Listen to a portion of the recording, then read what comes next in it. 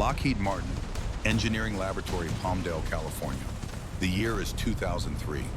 The fluorescent lights hum overhead, casting their sterile glow across rows of computer terminals and testing equipment.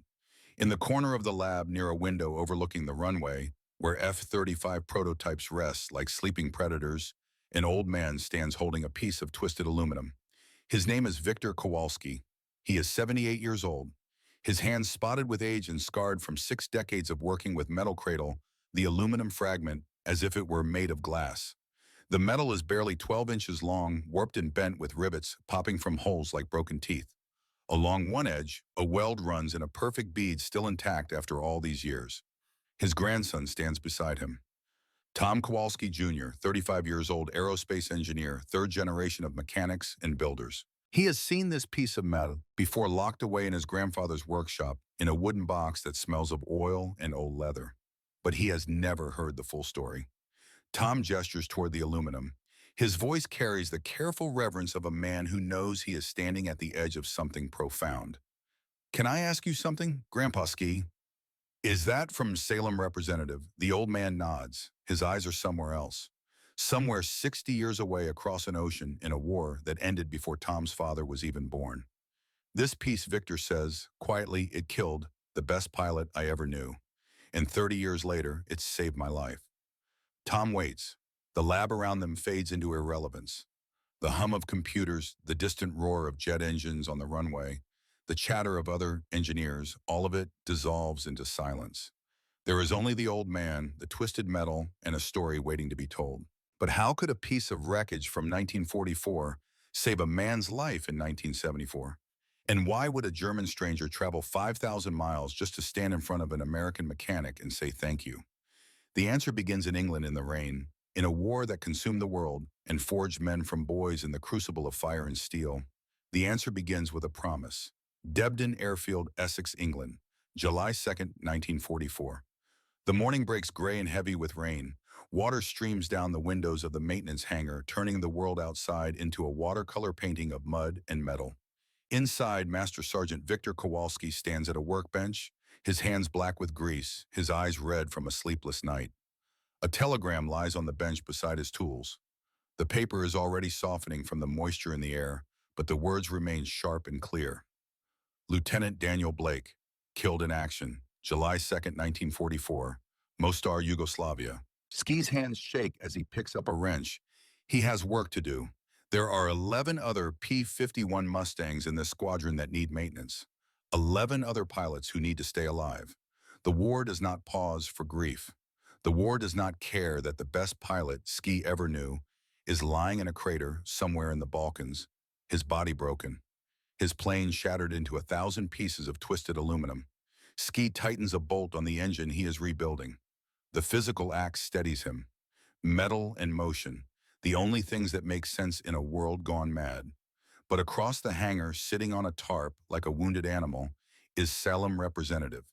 P-51, B Mustang, tail number 414450. Blake's plane. The aircraft Ski has maintained for 18 months through 43 combat missions, through bullet holes and flak damage, and stress fractures that should have grounded her a dozen times over. She sits there now, silent and still waiting for a pilot who will never return. Ski walks toward her slowly. His boots echo on the concrete floor. He places his hand on her propeller blade, feeling the cold metal under his palm. He closes his eyes.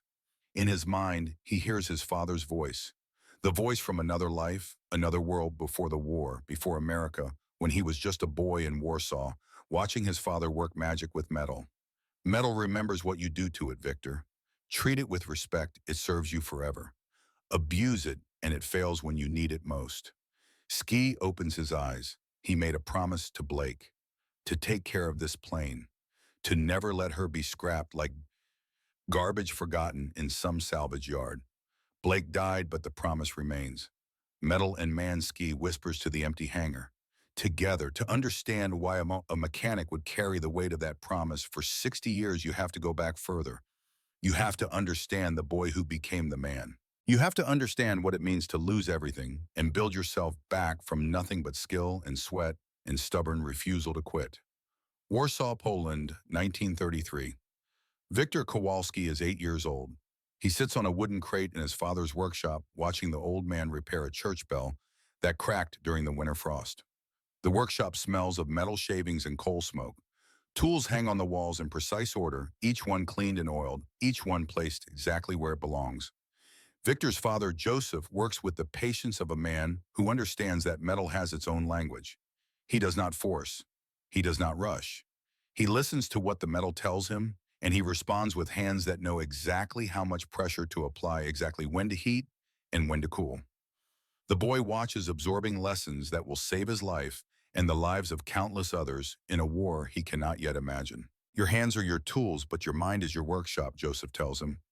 Anyone can swing a hammer. A craftsman knows when not to swing. Victor nods, not entirely understanding, but feeling the truth of the words settle into his bones. Years pass. Victor grows. He learns. His father teaches him the secret language of stress points, ingrained structure, of tempering and annealing, of the way metal speaks if you know how to listen. They work together in comfortable silence, father and son, building a world of precision in a country that is about to be torn apart. September 1st, 1939. German tanks roll into Poland. The world catches fire. Victor is 14 years old. He stands in the street watching smoke rise from buildings that were there yesterday and are rubble today. His father is somewhere in that smoke, volunteering with the defense militia, trying to stop an army with hunting rifles and homemade explosives. Joseph Kowalski dies on the third day of the invasion, shot in the chest while trying to barricade a bridge. Victor does not see it happen. He only hears about it later from a neighbor who ran instead of fighting, who lived because he was a coward. Victor's mother makes a decision. She sells everything they own. She bribes. She begs. She gets her son on a cargo ship leaving Gdansk Harbor, one of the last ships before the Germans closed the ports entirely. Victor stands at the rail as Poland disappears behind him. He is 14 years old. He speaks no English. He has nothing but the clothes on his back and his father's watchmaker tools wrapped in oiled cloth. And he has the lessons burned into his memory like scars. Metal remembers what you do to it. Treat it with respect, it serves you forever. Pennsylvania, 1940. Victor lives with his uncle Stefan in a steel mill town where the sky is always gray with coal smoke and the air tastes of iron. He works in the mill after school, sweeping floors, carrying scrap, learning American English from men who speak it badly themselves.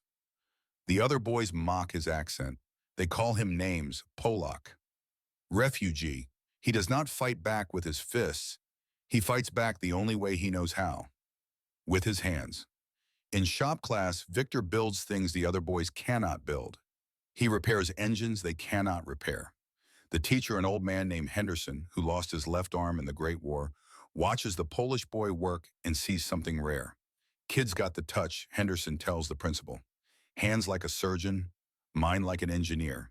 You put tools in front of him and he speaks perfect English. Victor does not speak perfect English, but his hands do. December 7th, 1941. Pearl Harbor, America enters the war.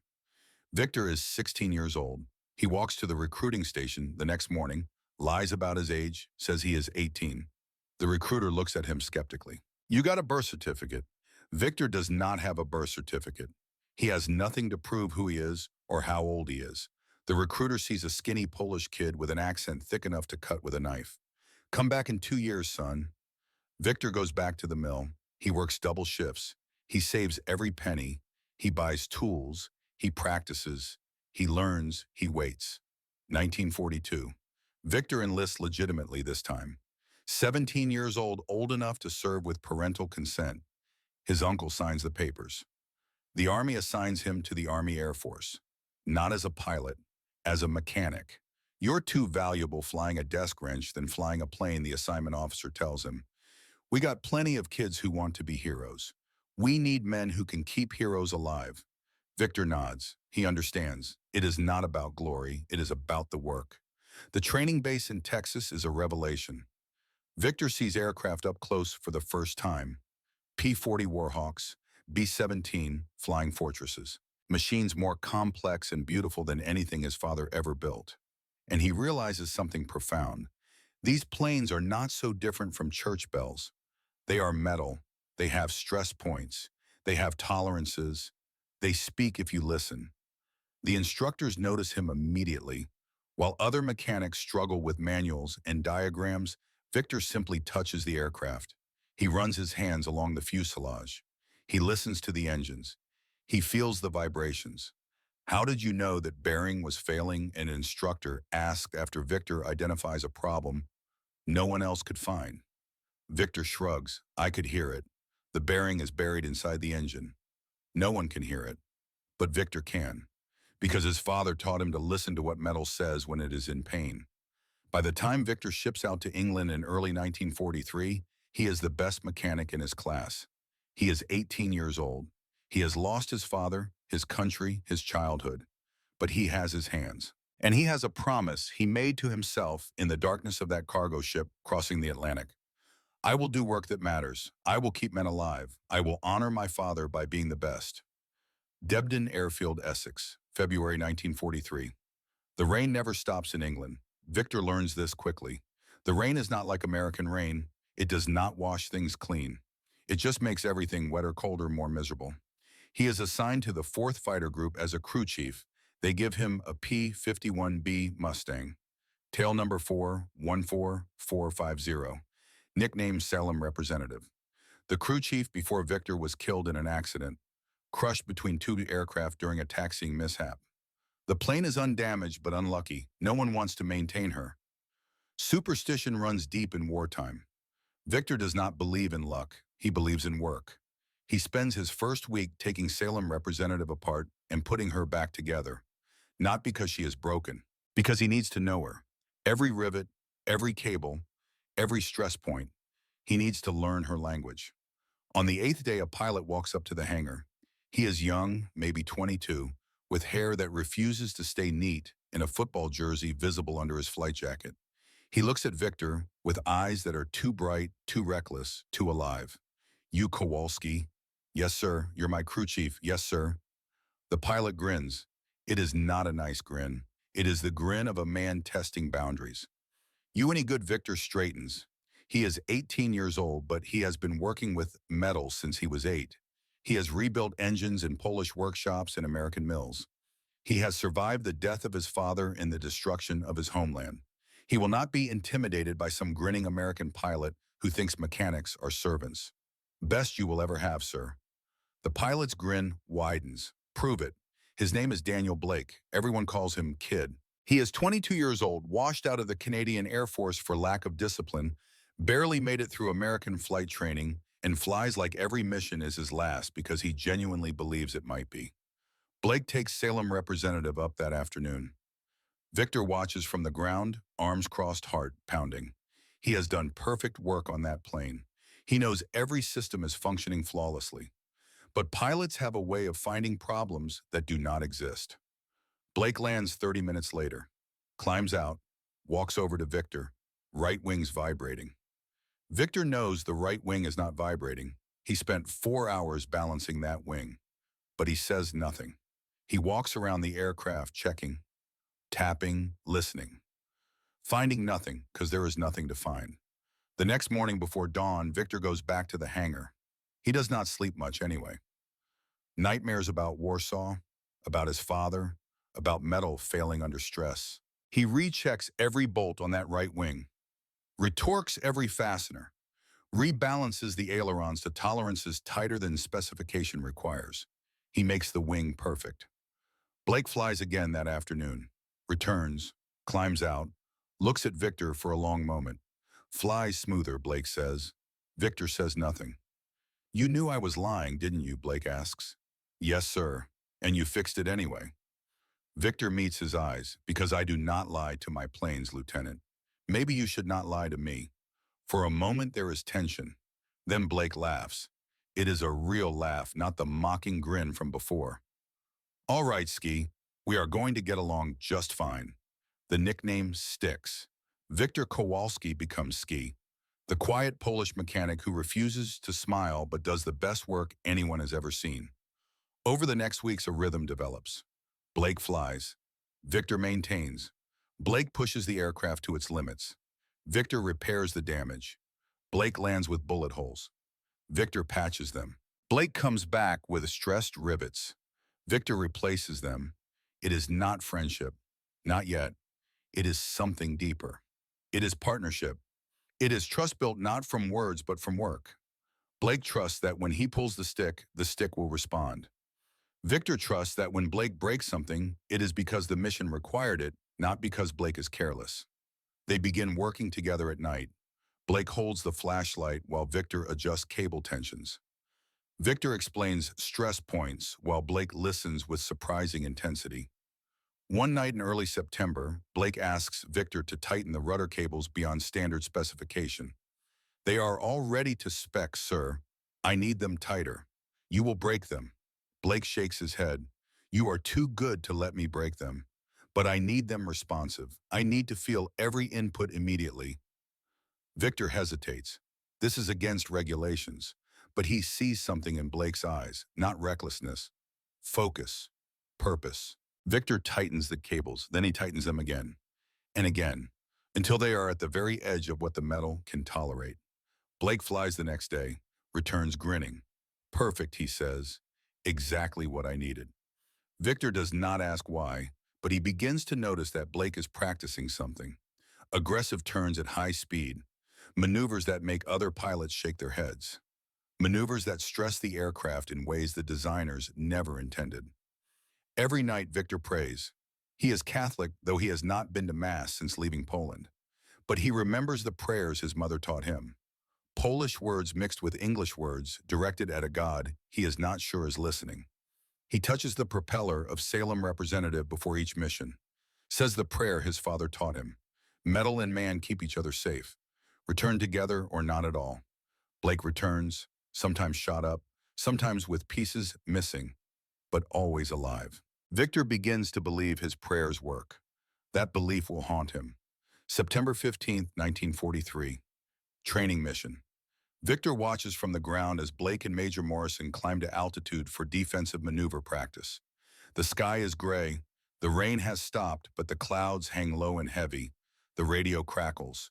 Morrison's voice sharp with command. All right, kid, show me a defensive spiral on my mark. Victor is not supposed to listen to radio traffic, but he has rigged a small receiver in the hangar. He tells himself it is for monitoring aircraft performance. The truth is, he cannot stand not knowing what Blake is doing up there. Blake's response is casual. Roger. Then silence. Long enough that Victor feels his chest tighten.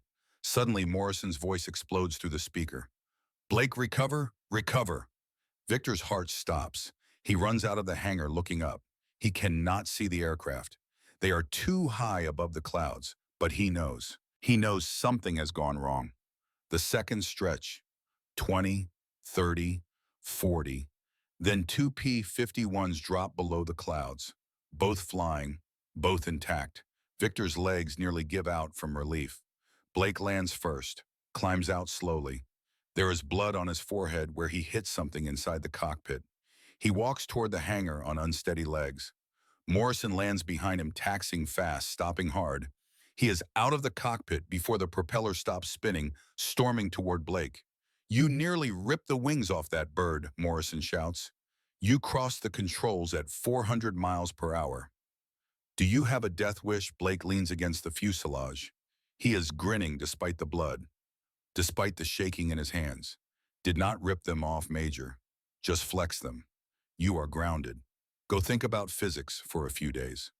Blake nods, walks past Victor without speaking. But his eyes meet Victor's for just a moment. And in that moment, Victor sees something that chills him. Blake is not scared. Blake is excited. That night, Victor inspects Salem Representative. He finds stress marks, popped rivets, wing skin showing wrinkles. The aircraft has been subjected to forces far beyond normal flight parameters. Victor reports to Morrison the next morning. Sir, he said, the aircraft sustained significant stress. I recommend full structural inspection. Morrison nods. Do it, and tell me honestly, can she still fly? Victor hesitates. Honesty is his religion, but he also knows what grounding this aircraft means. Blake will not fly another plane. Blake is superstitious in his own way. He believes Salem Representative is lucky. She can fly, Victor says. But Lieutenant Blake cannot keep doing whatever he did yesterday. Morrison sighs. I know. I will talk to him. But Blake does not stop. He practices his maneuver in secret away from Morrison's flight path at altitudes where only Victor's receiver can pick up the engine sounds. 3 days later, Blake comes to the hangar at midnight. Victor is working late as always. Sleep is difficult. Dreams are worse, Ski Blake says. I need to show you something. Blake pulls out a piece of paper. On it, rough sketches of aircraft positions, arrows showing flight paths, calculations of speed and G-forces. I made a mistake the other day, Blake says. I crossed the controls wrong, sent the plane into a tumble, I know. But here's the thing. When I came out of that tumble, I had lost 200 miles per hour in 2 seconds. Morrison was chasing me. After the tumble, he overshot me by 2 miles. I was behind him. Perfect firing position. Victor stares at the paper. He understands what Blake is saying, and he understands the implication. You want to do this on purpose. Blake nods. In combat, if I can control the tumble trigger, I can brake in midair, make the enemy overshoot. It is a new tactic, something no one has ever done. You will kill yourself. Blake meets his eyes. Not if you keep the plane strong enough to handle it. There it is, the weight settling onto Victor's shoulders, the promise forming before it is even spoken aloud. This will destroy the airframe, Victor says, quietly. I know. There is only so much metal can take. Blake puts his hand on Victor's shoulder. Then find the limit, because I am going to live right at that limit until this war is over.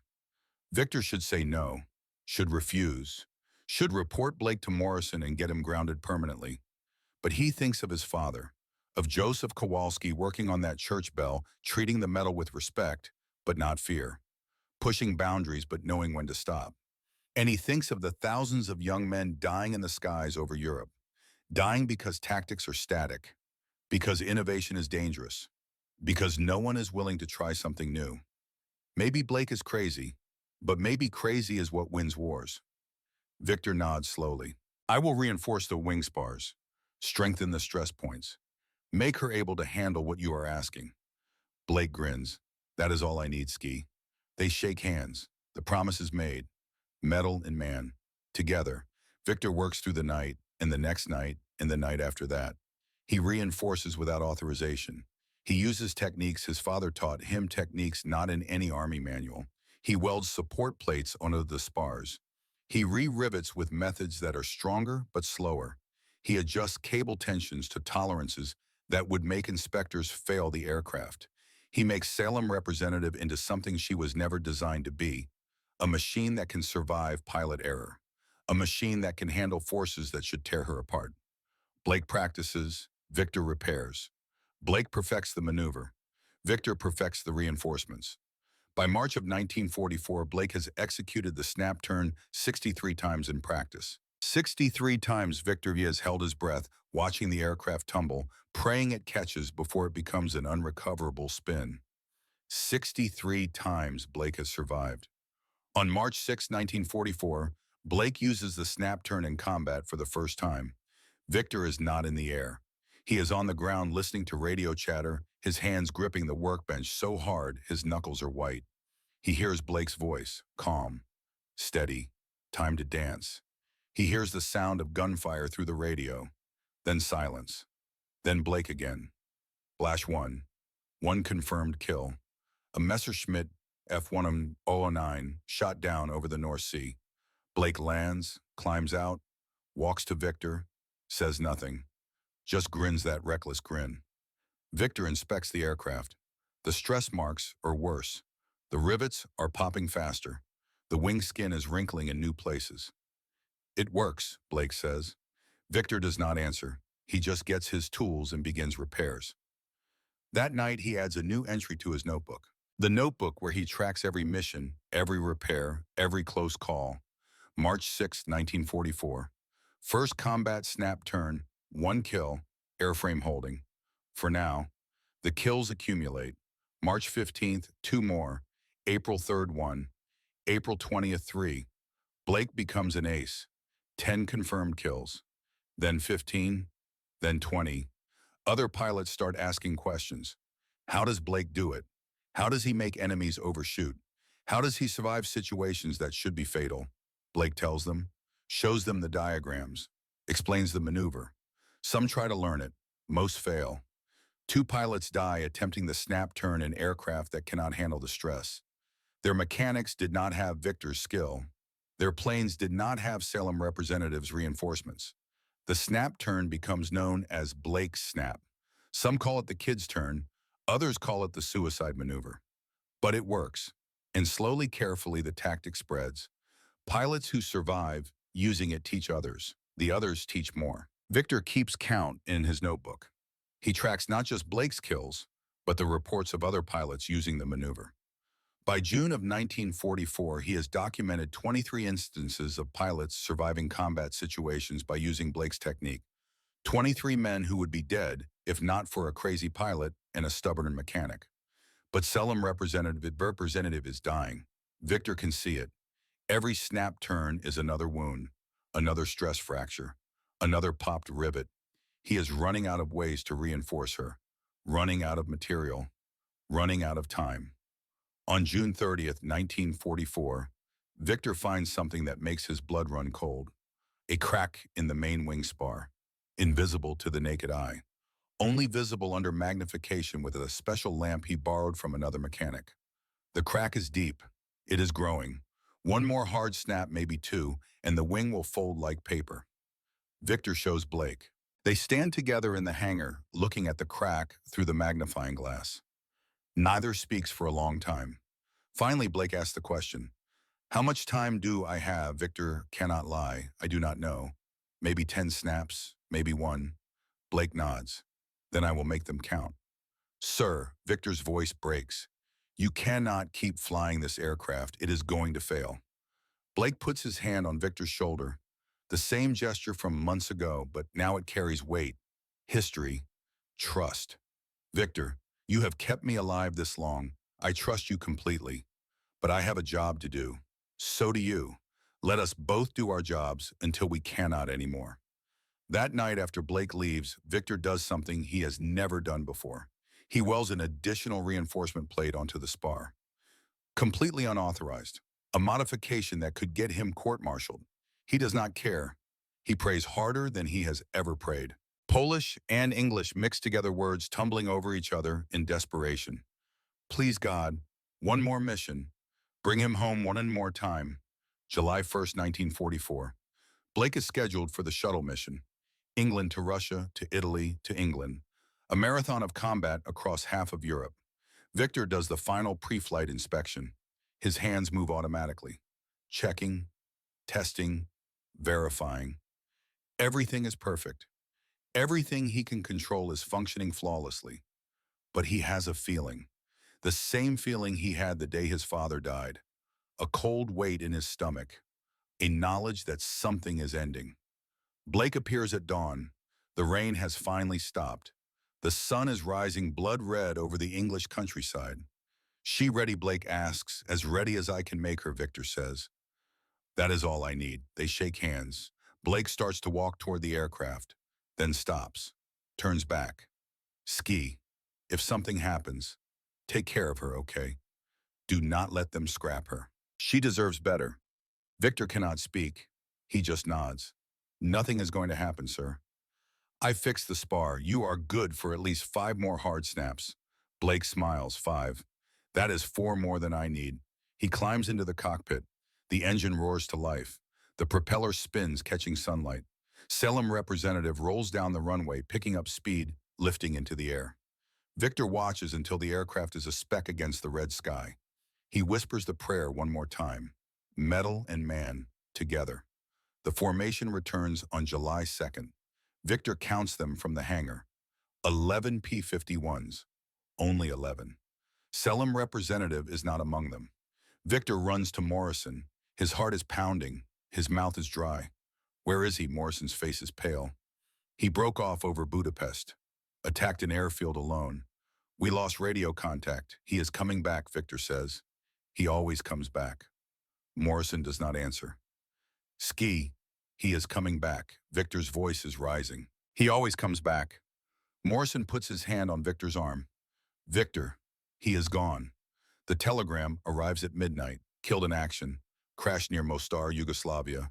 No survivors. Victor sits by the runway until dawn, waiting, just in case the telegram is wrong, just in case Blake limps home one more time. But the sky stays empty, and Victor understands with a clarity that cuts like broken metal that he has made a promise he can never fully keep. He promised to take care of Salem representative, to bring metal and man home together. The man is gone, but the metal remains, and so does the promise. The hangar is silent in the days after the telegram arrives. Victor works mechanically, moving from one aircraft to another, checking fuel lines, replacing spark plugs, torquing bolts to precise specifications. His hands know the motions. His mind is somewhere else, somewhere over Yugoslavia, watching a P-51 tumble from the sky one final time. Salem representative sits in the corner untouched. No one will fly her now. No one wants the unlucky plane. Victor asked Morrison for permission to maintain her anyway, to keep her airworthy even though she will never fly again. Morrison agreed without asking why. The other mechanics noticed Victor's silence.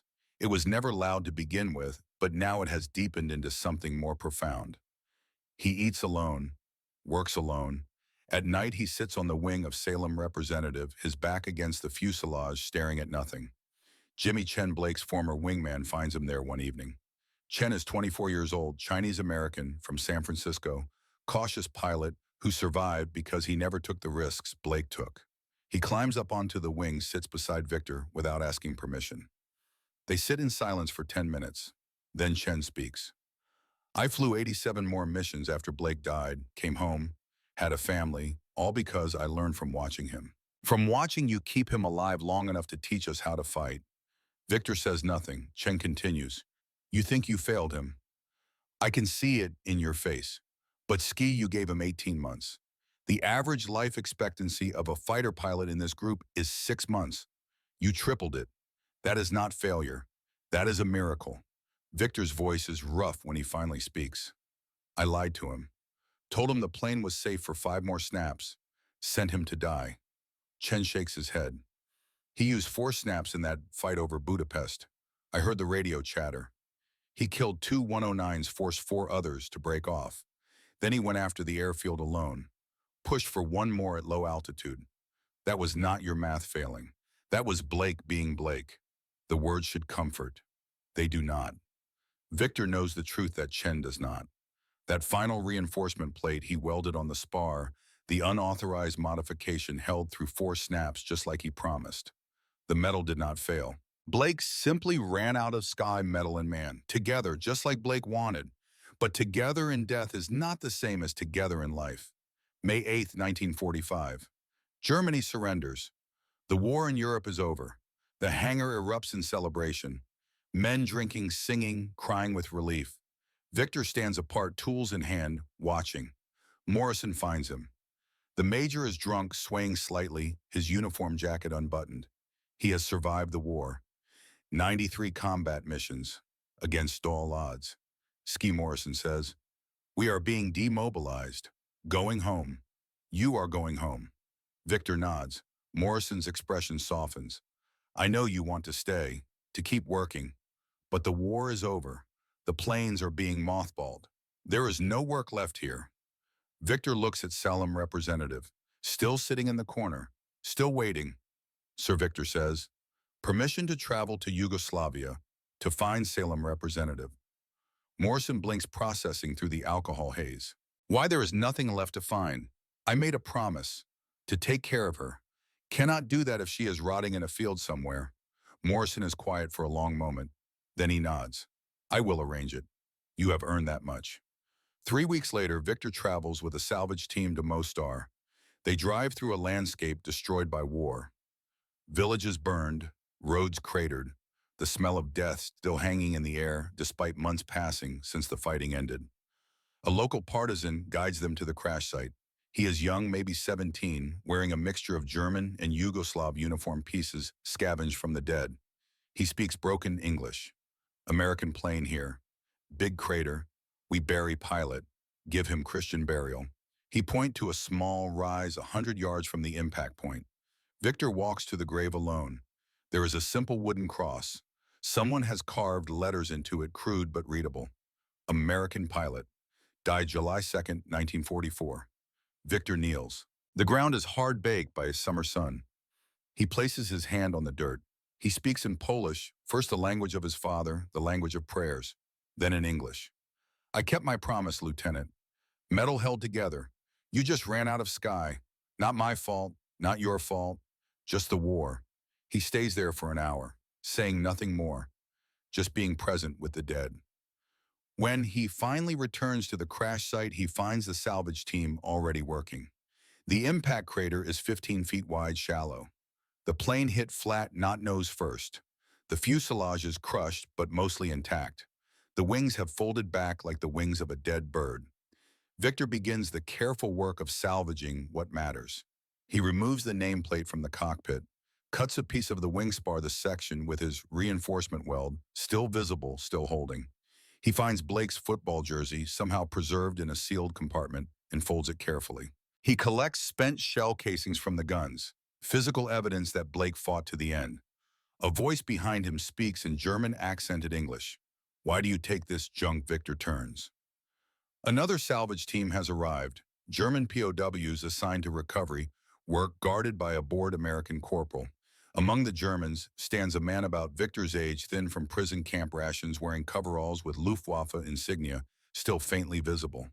Not junk, Victor says. Memory, proof that good men existed. The German steps closer, studying the wreckage with professional interest. You were his mechanic, I can tell. Only a mechanic looks at destroyed aircraft with such care. Victor nods slowly. And you? The German's face softens with something like relief at being recognized as more than just an enemy. Wolfgang Schneider, I maintained Bf-109s, out of Rechlin, then France, then Italy. I saw gun camera footage of American pilots doing impossible things. Your pilot was one of them. Victor feels anger rising. You watched him kill your pilots and want to talk about it. Wolfgang shakes his head. I watched him do what we all tried to do, make the machine perfect. The way he flew it was not just skill, it was understanding. He knew what the metal could take. That only happens when the mechanic knows too. Victor turns back to the wreckage, uncomfortable with this conversation, with the idea that enemies can share common ground over dead planes and dead pilots. Wolfgang persists, moving closer, but not threateningly. This wing, he points to the section Victor is cutting. These welds, they are not standard. You did custom reinforcement. Victor nods. At high stress points, where snap loads would normally cause failure, Wolfgang traces the weld line with his finger, reading it like text. You knew he was doing something that would break a normal aircraft, so you made the aircraft stronger. How many times did this reinforcement save his life? Victor's throat tightens. 63 practice runs, 43 combat missions, 18 months. And then he pushed one more time, at too low altitude. The metal held. He just ran out of air. Wolfgang is quiet for a moment. Then he does something unexpected. He pulls a handkerchief from his pocket and hands it to Victor. Victor realizes he is crying. He has not cried since the telegram arrived. Not at the funeral Morrison held for Blake's empty coffin. Not during the long nights in the hangar. But now, standing in a Yugoslav field with a German enemy who understands the language of welds and stress points, the dam breaks. Wolfgang stands nearby, saying nothing, letting Victor cry. When Victor finally regains control, Wolfgang speaks again. In war, we were enemies. But mechanics, we were never enemies. We both just loved our planes. And our pilots, they shake hands. Victor's hand is rough with scars and calluses. Wolfgang's is the same. The hands of men who work metal. Wolfgang takes a piece of paper from his pocket, writes an address, Hamburg, Germany. When you go home, if you ever need to talk to someone who understands, write to me. Victor takes the paper, folds it carefully, places it in his wallet next to the photograph of his father. Why, Victor asks. Why would you want to hear from me? Wolfgang's smile is sad. Because I have my own piece of metal I carry. My own pilot I could not save. And maybe someday we can help each other understand that keeping them alive, as long as we did, was enough. They part. Victor finishes his salvage work, packs everything into a wooden crate, the wing spar piece, the nameplate, the jersey, the shell casings, his notebook, physical remnants of 18 months of promises kept. The salvage team ships the crate to America ahead of Victor's return. When he finally boards the transport ship in Southampton, heading home across the Atlantic, he carries only his duffel bag and the weight of memory. The crossing takes 8 days. Victor spends most of it on deck, watching the ocean, remembering another crossing 6 years ago, fleeing Poland with nothing. Now he returns to America with even less, because now he knows what loss truly means. January 1946, Pennsylvania. The train pulls into the station where Uncle Stefan waits. The old man has aged 10 years in the 3 Victor has been gone. His face lights up when he sees his nephew. Victor, you are home. They embrace. Stefan smells of machine oil and pipe tobacco, familiar scents from a life Victor barely remembers. The uncle steps back, studying Victor's face. You are different, older, sadder. Victor cannot argue. He is 20 years old but feels 50. Stefan drives them home in a truck that sounds like it needs new bearings. Victor automatically diagnoses the problem, suggests the fix. Stefan laughs. Still a mechanic, even after all that. Good, I have work for you in the shop. Victor tries. He works in his uncle's machine shop, operating lathes, milling parts, rebuilding engines for the steel mill. The work is familiar. The work should be comforting. But every grinding wheel sounds like aircraft engines. Every piece of aluminum reminds him of wing spars. Every torque wrench reminds him of Blake saying, just a little tighter, ski, I need to feel it immediately. He wakes at night in a cold sweat, dreaming of tumbling, aircraft of rivets, popping of metal, screaming under stress it cannot handle. He goes to the workshop in his uncle's garage at 3 a.m, works until dawn, trying to exhaust himself into dreamless sleep. It does not work. Stefan notices, asks gentle questions. Victor deflects, says he is fine, says he just needs time to adjust. But the wooden crate sits in Victor's small room unopened. He cannot bring himself to look at its contents. Cannot face the physical evidence of failure, even though Chen's words and Wolfgang's understanding say otherwise. March 1946. Uncle Stefan forces Victor to attend a church social. You cannot work all the time. You need to live, to meet people, to be young. Victor is not young. Victor is ancient. The church basement smells of coffee and baked goods. People chatter. Veterans cluster together, talking about where they served, comparing stories. Victor stands in the corner, holding a cup of coffee he does not drink, counting the minutes until he can leave. A woman approaches. She is young, maybe 22, wearing a simple blue dress and a nurse's pin on her collar. Her eyes are kind, but sharp, the eyes of someone who has seen suffering and learned to look past surfaces. You have that look, she says without preamble. Victor blinks. What look? The look of someone still fighting a war that is over. Her name is Helen Novak, though it will become Kowalski. She is a nurse, works stateside during the war at a military hospital, receiving wounded from Europe. She understands military men, understands trauma, even if that word is not commonly used yet. She sits beside Victor without being invited.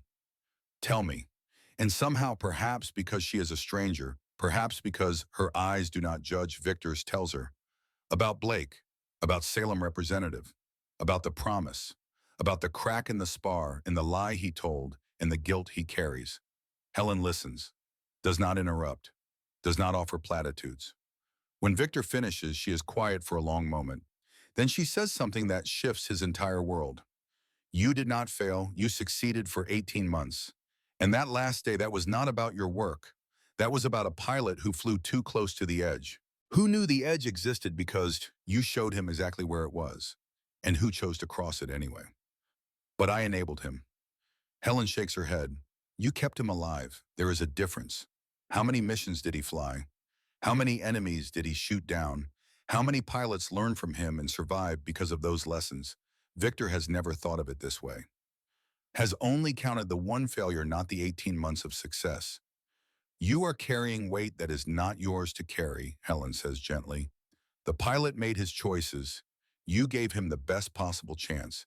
That is all anyone can do. That is all God asks. Victor looks at her, really looks, sees not just kindness, but strength. The strength of someone who has held dying men's hands and learned that sometimes survival is not the victory.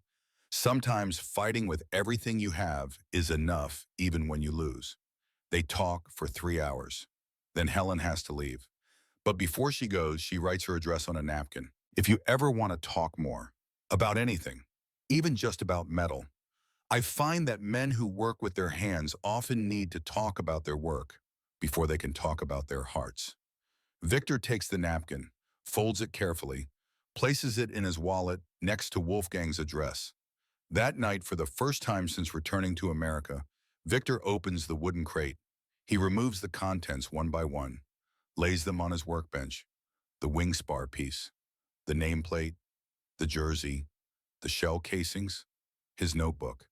He reads through the notebook, every mission documented, every repair logged, every close call recorded, but also in the margins notes about other pilots using Blake's technique. Names, dates, kills, survivals. 23 pilots confirmed using the snap turn in combat between March and August 1944. Victor's documentation is meticulous. 23 men who came home because Blake proved the maneuver worked and Victor kept the plane flying long enough to prove it. One death, 23 lives. The math should comfort. It does not yet. But it is a beginning. Victor writes 2 letters that night, one to Wolfgang in Hamburg, thanking him for understanding, asking about his life, his own losses, his own struggle with what was and what could have been. The second to Helen, just a few lines, thanking her for listening, asking if she would like to have coffee sometime, to talk more about metal and hearts and the space between. Both letters mail the next morning. Over the following months, a rhythm develops. Victor works at the shop, gets better at focusing, at keeping the nightmares at bay. He receives a letter from Wolfgang every few weeks. They write about mechanics, about aircraft they maintained, about the specific challenges of keeping temperamental engines running in winter cold or summer heat. They write about everything except the war, except the killing, except the guilt. And somehow, by not writing about it directly, they write about it entirely. Helen and Victor begin courting. It is old-fashioned proper. Coffee at diners, walks in the park, conversations that start about weather and work and slowly, carefully open into deeper territory. She does not push, does not demand. Just creates space for Victor to occupy at his own pace. By December, Victor realizes he is sleeping better. The nightmares still come, but less frequently. He can work a lathe without hearing Blake's voice, can torque a bolt without remembering that last pre-flight inspection. Helen has done what Wolfgang could only begin. She has shown Victor that survival is not betrayal, that moving forward does not mean forgetting, that promises can be kept in ways other than perpetual mourning. On Christmas Eve, Victor asks Helen to marry him. They are sitting in her parents' living room, the radio playing Carol's Snow falling outside the window. He does not have a ring, does not have a speech prepared, just speaks from the part of himself that Helen has slowly, patiently coaxed back to life. I am not whole. I carry things. But if you will have me, I promise to keep trying, to keep living, to honor the dead by doing good work for the living. Helen smiles, takes his scarred, calloused hands in hers. Those things you carry, they made you who you are. A man who keeps promises, who does work that matters, who knows the value of life because he has held death. I do not want you whole in the way you think. I want you exactly as you are. They marry in March 1947. Small ceremony. Few guests. Major Morrison travels from California to attend, one of the few people from the war years that Victor has stayed in contact with. Morrison brings a letter he has been carrying, waiting for the right moment to give to Victor. It is from the Army Air Force commending Victor for exceptional service. But Morrison has added a handwritten note at the bottom. Ski in the 6 months after Blake died, 23 pilots in our group survived combat using the snap turn. 23 men who would be dead if Blake had not proven it worked. And Blake could not have proven it without you keeping that plane flying through maneuvers that should have torn it apart. Tell yourself this every day until you believe it. Blake's death broke my heart, but your work saved my life, mine and 22 others. We owe our children and grandchildren to a Polish mechanic who refused to let a crazy pilot's plane fail. That is not failure. That is heroism. Victor reads the letter 3 times. Helen watches him. Morrison watches him. And slowly Victor feels something shift.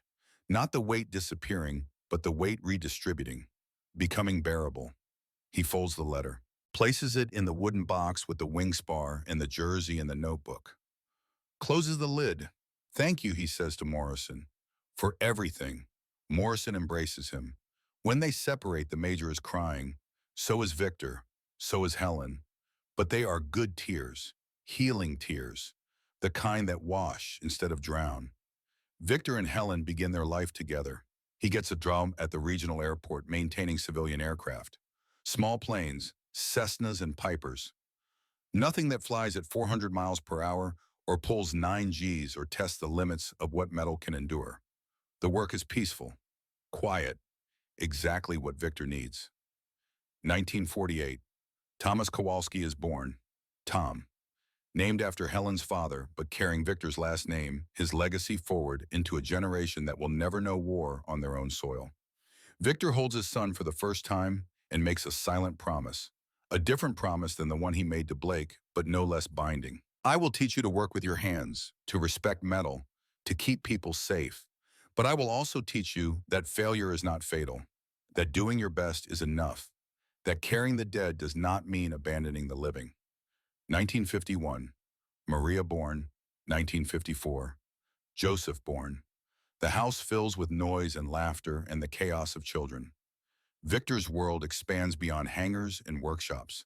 There are school plays and scraped knees and bedtime stories. But every night before sleep, Victor goes to his workshop in the garage. He touches the wooden box, does not open it, just touches it, remembering, honoring, keeping the promise in the only way that makes sense now. Metal and man, together. But together in memory, not in death. Tom grows, shows interest in mechanical things. At age 10, he finds the wooden box. Dad, what is this? Victor takes a breath, opens the box, shows his son the wing spar, the welds, the reinforcements. And for the first time, he tells the story to someone other than Helen or Wolfgang or Morrison. He tells it simply. A pilot who needed his plane to do impossible things.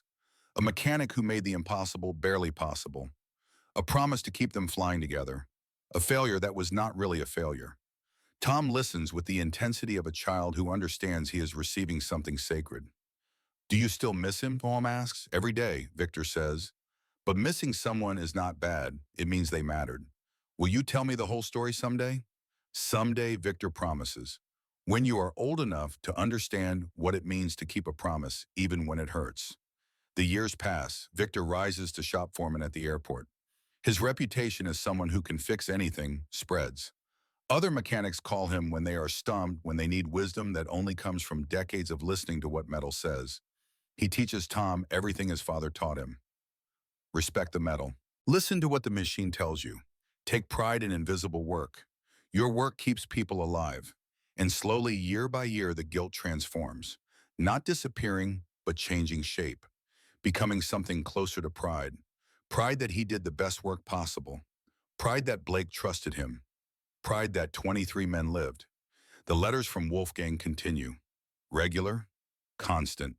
Two mechanics separated by an ocean, but connected by the universal language of work that matters.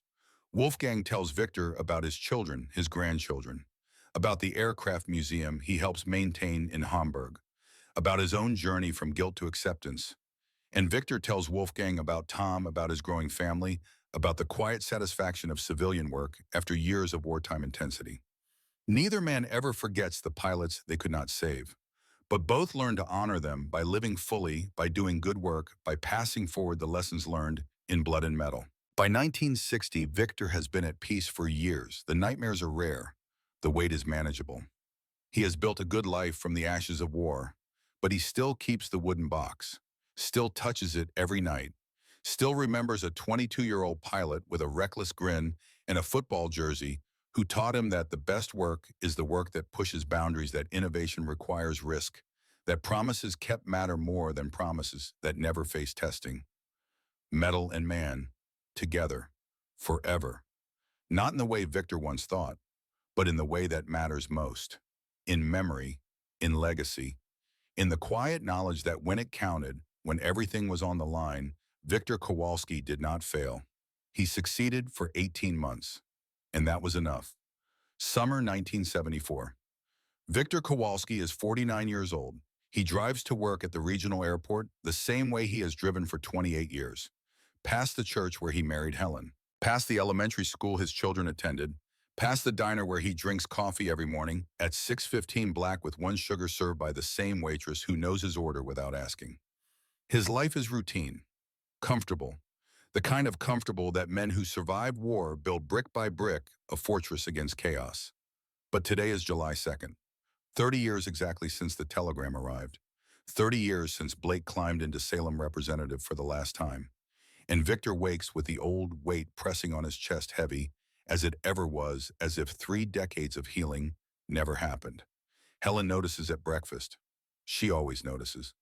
You do not have to work today. Call in sick. Victor shakes his head. Working helps. Keeping hands busy keeps the mind from wandering too far into the past. She touches his face. Her fingers are gentle, understanding. Just be careful. Come home to me. He promises. He always keeps promises. The airport is hosting an air show. Vintage aircraft. A P-51 Mustang is scheduled to perform privately owned, restored to wartime configuration. Victor has avoided looking at P-51s for 30 years, has walked away from air shows, changed television channels, turned pages in magazines. The shape of those wings, that fuselage, triggers something he cannot control. But today he cannot avoid it. The Mustang is parked near his hangar, gleaming in the July sun, more beautiful than any aircraft has a right to be. Victor tries to focus on his work. A Cessna needs an annual inspection, simple work, routine. But he can hear the Mustang's engine warming up for the afternoon demonstration. The sound is unmistakable. That Packard Merlin roar, deeper and more powerful than any modern engine. The sound reaches inside Victor's chest and squeezes. At 2 in the afternoon, the demonstration begins. Victor is under the Cessna, checking landing gear, trying to block out the sound. But then the Mustang does something that makes his blood freeze. A snap turn, aggressive, high speed. The kind of maneuver that Blake perfected and Victor enabled. The aircraft tumbles briefly, catches, recovers. Perfect execution. The crowd applauds. Victor's hands start shaking. The wrench slips, his vision blurs. He cannot breathe. The hangar spins. He stumbles outside, gasping for air. The sunlight is too bright. The ground tilts. He falls to his knees. Another mechanic finds him. Calls for help. An ambulance arrives within minutes. They load Victor onto a stretcher. Helen meets them at the hospital, her face pale with fear. The doctor runs tests. Heart is fine. Blood pressure elevated but not dangerous. Physically, Victor is healthy for a 49-year-old man who works with his hands. Panic attack, the doctor concludes. Has this happened before? Never, Helen says. But today is an anniversary, a difficult one. The doctor nods understanding without needing details. He has treated enough veterans to recognize the signs. Sometimes the body remembers what the mind tries to forget. They send Victor home with instructions to rest, to avoid stress, to talk to someone if the feelings persist. That night, Victor sits in his workshop. Helen brings him tea, sits beside him, does not speak, just sits. Finally, Victor opens the wooden box. He has not opened it in years, just touched it nightly, a ritual of remembrance. But now he needs to see, to confront. He removes the wing spar piece, holds it up to the light. The weld is still perfect, 60 years old and still stronger than the surrounding metal. I lied to him, Victor says. His voice is hollow. Told him the plane was safe. Sent him to die. Helen has heard this before, many times. Usually she can talk him through it. But tonight, the 30th anniversary, the weight is too heavy for words alone. She makes a decision, goes to the filing cabinet where she keeps important papers, removes a letter, yellow with age. She has kept it for 27 years, waiting for the moment when Victor would need it most. Morrison sent this in 1947, she says. I never showed you because you were healing.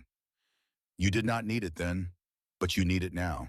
Victor takes the letter, reads Morrison's words, about the 23 pilots, about the lives saved, about heroism. He has read this letter before on his wedding day, but the words feel different now, heavier, more real. I know what Morrison says, Victor whispers, but it does not change what I did. I enabled Blake. I made it possible for him to kill himself. Helen takes his face in both hands, forces him to look at her. Victor Kowalski, listen to me. You are not responsible for every pilot who dies. You did your job better than anyone. Blake died because he chose to fly that mission, because he pushed too hard, not because you failed.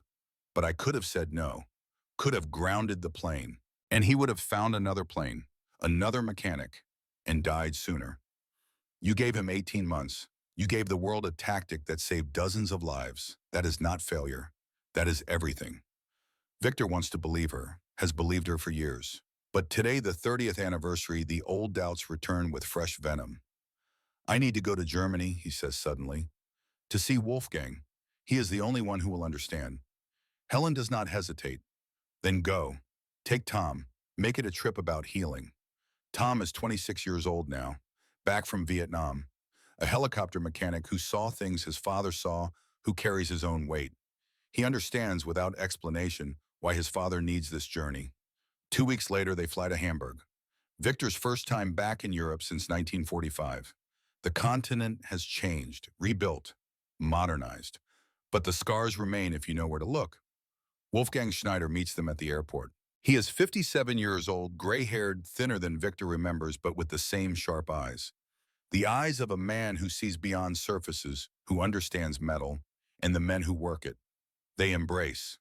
Old enemies, old friends, brothers in a language that transcends nationality.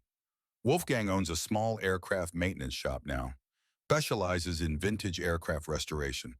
The shop smells exactly like Victor's workshop. Oil and metal and time. Over German beer in Wolfgang's office, Victor tells the whole story. The 30th anniversary, the panic attack, the guilt that will not die, the feeling that he failed the one person who trusted him most.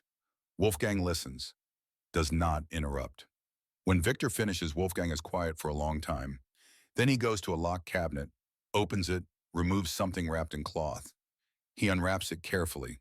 A piece of aluminum, smaller than Victor's wingspar piece, stamped with Luftwaffe serial numbers and markings. This is from Bf-109, Wolfgang says quietly. From a plane I maintained for a pilot named Hans Muller. He was 19 years old, eager, stupid, like all of us. Wolfgang's voice is steady, but his hands shake slightly as he holds the metal. Hans wanted me to strip extra weight from the plane to make it faster. I said no, not safe, he begged. He was so young, so desperate to prove himself. Finally, I agreed. I removed the armor plating behind the seat. Victor understands before Wolfgang finishes the story, already knows where this is going. 3 days later, American P-47s shot him in the back. Bullet went through the seat, killed him instantly. If I had left the armor, maybe he lives. Maybe he dies another way. I do not know. Wolfgang sets the armor plate on the table between them. This is the plate I removed. I keep it here. Not as shame, as reminder. Reminder of what? That I did good work, that I kept many pilots alive, that Hans's death does not erase the ones who lived, that caring is not weakness. It is the only thing that makes any of this mean anything. He pushes the armor plate toward Victor. You carry your piece of wing. I carry this. We carry them not as guilt, but as proof we cared, that we did impossible work in impossible times. Victor picks up the armor plate, holds it next to his wingspar piece. 2 mechanics, 2 pieces of metal, 2 pilots dead, but hundreds alive because these men refused to do less than their absolute best. Wolfgang continues, his voice gentle. Your Blake used 4 snaps in that final fight. You said 5 was the limit. So you were right. He had 5. He used 4. Then he pushed for 1 more at wrong altitude. That is not your math failing. That is his courage exceeding his sky. The words cut through 30 years of guilt like a torch through steel. Suddenly, clearly, Victor sees the truth he has been avoiding. Blake knew the limits. Blake chose to exceed them. That was not Victor's failure. That was Blake's choice. A choice made with full knowledge, with trust in the mechanic who had never let him down. Metal and man, together, even in death, especially in death. Because Blake died doing exactly what he wanted, flying exactly how he wanted, in a plane that was perfect because Victor made it perfect. Victor begins to cry, not the brief tears of his wedding day, not the controlled grief of 30 years of touching a wooden box, but deep, wrenching sobs that shake his entire body. Wolfgang moves around the table, puts his arms around Victor. holds him while he breaks. Tom, standing in the doorway, watches his father finally release the weight he has carried for 3 decades.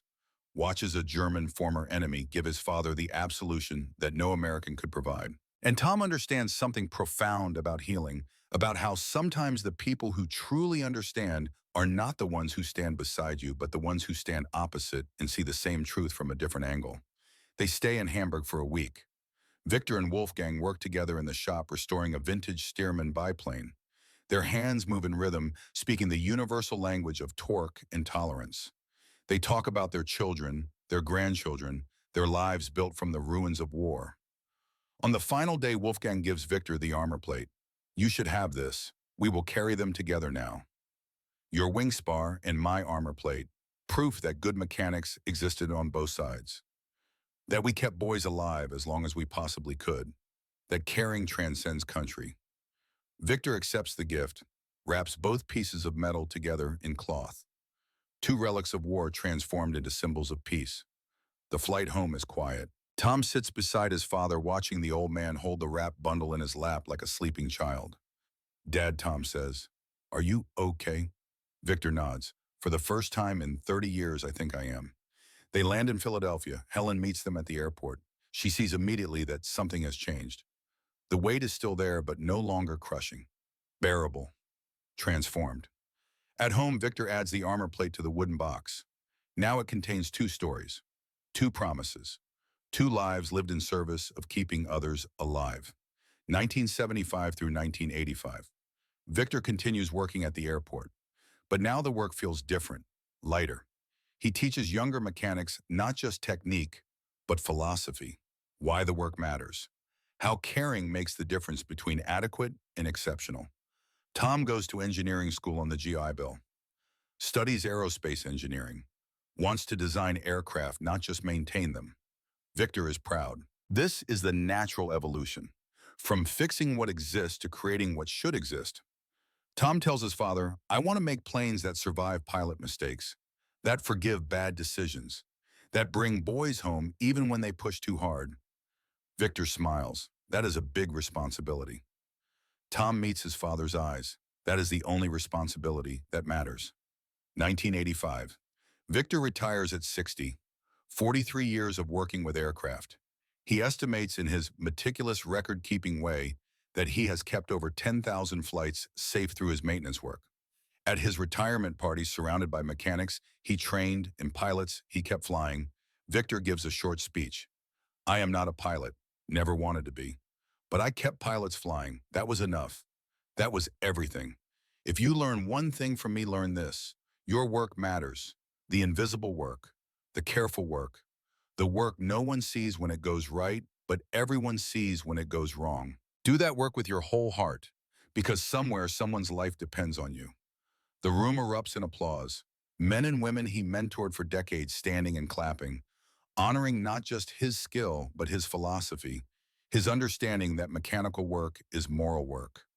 Victor gives Tom the wooden box that night, everything from Salem representative, everything from Wolfgang. The wing spar, the armor plate, the jersey, the shell casings, the notebook documenting every mission. Tom holds the box carefully. Dad, I cannot take this. It is yours. It was mine. Now it is ours. Now it is yours to pass forward, so your children understand what good work means. Tom opens the box, studies the contents with an engineer's eye, sees not just relics but lessons, the weld that held under impossible stress, the reinforcement that saved a life, the documentation that proves caring matters. I will use this, Tom says, in my work. I will study these wells, understand why they succeeded where others failed. I will carry this forward. That is all I ask, Victor says. 1989. The 4th Fighter Group holds its 45th anniversary reunion in California. Victor is 64 years old. Helen convinces him to attend. You need closure. You need to see that the men you kept flying actually lived. They fly to San Diego. The reunion is held in a hotel ballroom decorated with photos and memorabilia from the war. Old men everywhere, gray-haired and slow-moving, but with eyes that still flash with the memory of youth and fire. Morrison is there, 79 years old, walking with a cane, but still sharp. He embraces Victor like a brother. the man who kept us flying. I would not be here without you, Ski. Other pilots crowd around, men Victor maintained, men he kept alive through skill and stubbornness. Jimmy Chen, 70 years old, flew 87 missions after Blake died. Ski, remember when you found that crack in my wing spar in 1944? You grounded me for a week to fix it. I remember. I was furious, wanted to fly. You would not budge. The crack would have killed you. Jimmy's voice breaks. I know. Because the next week, another pilot flew that mission in a different plane, flew the same maneuvers I would have flown. His wing failed. He died. You saved my life, Ski. I have 3 children, 6 grandchildren, all because you would not let me fly a cracked wing. He grabs Victor's hand, holds it tight. Thank you. One by one, survivors approach, each with a story, each with gratitude. You replaced my engine, kept me alive. You fixed my hydraulics, saved my life. You worked it through the night to patch my tail. I would not be here without you. Victor is overwhelmed. He never realized the scale of his impact, never counted the lives, only the one death. Morrison organizes a memorial ceremony for fallen pilots. Blake's name is called among many others. The room stands in silence. Morrison asks Victor to speak about Blake. Victor was not prepared, did not expect this, but he walks to the podium, looks at the photos of the fallen, sees Blake's face young and reckless and alive. He speaks from the heart. No notes, no preparation, just truth. Danny Blake was my pilot. He was crazy, reckless, brilliant. He broke his plane every mission. I fixed it every night. For a long time I thought I failed because I could not keep him alive forever. Victor pauses, looks at the survivors in the room, sees Wolfgang's words reflected in their faces, sees 30 years of unnecessary guilt dissolving under the weight of simple mathematics. But a German mechanic I met in 1945 taught me something. We do not measure success by who dies. We measure it by who lives. Blake lived 18 months of combat. He proved a maneuver that saved 23 of you in this room, maybe more elsewhere. He died doing what he loved, flying the plane he loved with every rivet and weld I could give him. His voice strengthens. I did not fail, Blake. I succeeded for 18 months. And that is enough. That is everything. The room erupts in standing ovation. Old men crying, old men remembering, old men grateful to be old, to have lived long enough to have grandchildren and mortgages and the simple pleasure of morning coffee.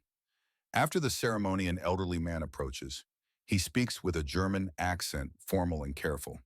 Excuse me, are you Victor Kowalski? Yes. The man extends his hand. I am Franz Becker. I flew FW-190, D-Day, 1944. Your pilot Blake, he shot down my wingman. Then he let me escape, when he could have killed me. Victor remembers the report. Blake's 4 versus 1 fight. 2 kills, 2 escapes. I researched after the war, Franz continues. Found out you were his mechanic. I came from Germany to say thank you. Thank you for keeping him alive. He showed mercy to an enemy. I lived, had family, grandchildren, all because your pilot showed mercy, and your work kept him alive long enough to show that mercy. Victor cannot speak, cannot process this. The enemy pilot Blake spared traveled across an ocean to thank the mechanic who kept Blake flying. Franz continues, in war we were enemies, but now I see we were all just boys trying to survive. Your Blake gave me that chance. Your Wells gave him that chance. And I wanted you to know that your work mattered to me, to my children who would not exist without your skill. They embraced 2 old men from opposite sides of history, connected by a single act of mercy, enabled by a single act of craftsmanship. The reunion lasts 3 days. Victor spends it surrounded by the living proof that his work mattered, that promises kept across 18 months radiated outward through decades. That one mechanic's stubborn refusal to do less than perfect work saved not just pilots, but families, futures, entire lineages. He returns to Pennsylvania transformed. The guilt is gone, not diminished, not buried, gone, replaced by quiet pride. 2003, Lockheed Martin Engineering Laboratory, Palmdale, California. Victor is 78 years old. His grandson, Tom Kowalski Jr., 35, is a lead structural engineer on the F-35 Lightning II program. Tom Jr. invited Victor to visit, to see the work, to understand the legacy. They stand together in the lab looking at stress analysis displays, computer models showing where modern fighter aircraft experience metal fatigue, where reinforcements are needed, where the old ways of doing things meet the new. Tom Jr. pulls up a file. Grandpa, look at this. This is the stress analysis from your wing spar piece, the one you cut from Salem Representative. On the screen, detailed imaging shows the weld pattern, the reinforcement strategy, the way Victor distributed load across multiple points instead of concentrating stress. Tom Jr.'s voice is excited. This technique you used 60 years ago, it is exactly what we are trying to implement in F-35 wing design. You solved the problem before we even knew it was a problem. Victor stares at the screen, his work from 1944 influencing modern fighter design. Blake's legacy living in every F-35 that takes off. His own legacy woven into the future of flight. Can I use this, Tom Jr. asks. Can I document your technique? Apply these principles to our design? Victor smiles. That is why I kept it. Not to remember death, to build life. Blake would approve. Tom Jr. begins documenting everything. The welds, the technique, the philosophy behind the work. Victor's approach to stress distribution will be cited in F-35 design manuals. A Polish immigrant mechanic from World War II, contributing to 21st century aerospace engineering. As they work, Victor tells Tom Jr. the whole story. Blake, Wolfgang, Franz, the promise, the guilt, the healing, the understanding that came too late and right on time. Tom Jr. listens, understands. This is his heritage. This is what it means to be a Kowalski, to work with hands and heart, to keep people alive through invisible excellence, to carry promises across generations. When Victor finishes, Tom Jr. is quiet for a long time. Then he picks up the wing spar piece, studies the weld under magnification. Grandpa, this weld is 60 years old, and it is still better than what we put in some modern planes. Because you cared. Every weld was a life. Victor nods. Metal has memory. My father taught me. I taught your father. Now I teach you. The metal remembers what you do to it. Treat it with respect. It serves you forever. Your work keeps people alive. That is the only truth that matters. Tom Jr. carefully sets the wing spar piece back in its case. I will make sure everyone on this program understands that the technology is important, but the caring is essential, that we are not just building machines. We are keeping promises to people we will never meet. That is exactly right, Victor says. They stand together, 3 generations of mechanics and engineers separated by time, but connected by the unbreakable thread of work that matters. Victor feels the weight of 78 years, the losses, the victories, the promises kept and broken and kept again in different ways. He thinks of his father dead in Warsaw before Victor could show him the man he became. He thinks of Blake dead in Yugoslavia before he could know the legacy he left. He thinks of Wolfgang and Franz and Morrison and all the others who taught him that caring transcends nationality, that excellence is the only worthy goal, that promises kept matter more than promises that never face testing. And he understands finally completely what he has always known but could not accept. He did not fail. He succeeded for 18 months. And then he succeeded for 60 more years. Succeeded by teaching, by caring, by refusing to let the death of one pilot erase the lives of hundreds. Metal and man, together, forever. Not in death, in legacy, in the quiet knowledge that somewhere right now an F-35 is flying because a Polish boy learned to respect metal, because an American pilot taught him that innovation requires risk, because a German mechanic showed him that caring transcends everything. Victor Kowalski dies peacefully in his sleep in 2008. He is 83 years old. Helen finds him in the morning still holding her hand. The wooden box sits on his workbench, lid open, contents visible in the early light. At his funeral, 3 generations attend. His children, his grandchildren, his great-grandchildren, mechanics he trained, pilots he kept flying, engineers who learned from his techniques. Tom Jr. delivers the eulogy. He speaks about promises, about invisible excellence, about the way one man's stubborn refusal to do less than perfect work rippled across decades, across continents, across the evolution of flight itself. He ends by holding up the wing spar piece. This metal is 64 years old. The welds are still perfect, still stronger than the surrounding material. My grandfather made this weld when he was 18 years old. It kept a pilot alive. It saved 23 others. And now it flies in every F-35 that takes off from every carrier in the world. His voice breaks. That is legacy, not glory, not fame, but work that matters.